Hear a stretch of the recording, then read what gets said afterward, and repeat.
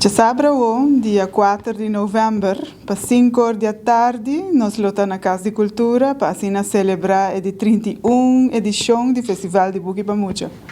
5 horas a livraria local não lotei presente, para assim com cada compra de 25 florin ou mais, eu vou receber o buki de regalo de Simão, completamente grátis. Então, 6 horas é show de comissão. Para o show, nós temos emocionante Princesa Amália Basisschool, Culobalia e Cantica de Aya aqui, mi buki mi cas.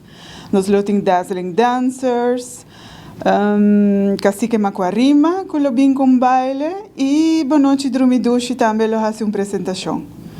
Nós hopi entusiasmar para a tarde aqui e nós quer visitar gente, nós quer invitar gente do pueblo de Aruba para vir e celebrar junto conosco. Nós queremos invitar o pueblo general, muchana, mama, papa, abuela, para Bucamarkt, aqui trove nós temos de jaluna para jabierna, no horário de biblioteca, e bukinanta mania sempre na florin, você bingo você taxa e você compra você bukinan. Nós começar com o desenho de logo. O logo está muito importante. Nós bespreken a comissão que nós queremos aqui, com o lettertype e também forma. E aqui também buki micas.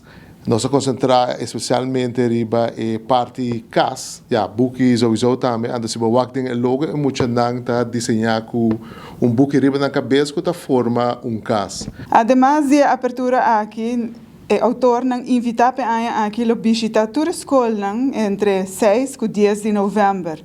Em total, inscrevi 54 escolas aqui na Aruba, que eu recebi visita de nang. Me quero mencionar o nome do autor nang urado. De Aruba, nós temos Vanessa Paulina, que ilustra o buki, que a senhora Astrid Musa urado passou.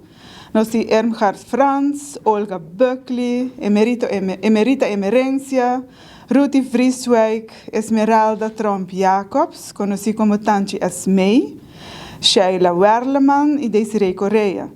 Voor de Bonaire, nós temos Boy Antoine e Denise de Jong Request. De Colômbia, Pedro Vargas.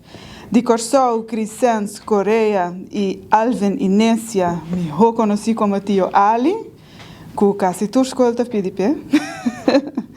Voor de Holanda, nós temos Jeroen Hogerwerf e Peter Koolwijk, Anto de Santo Estácios. Para promover, nós temos Misha Spanner, que é contador de conta.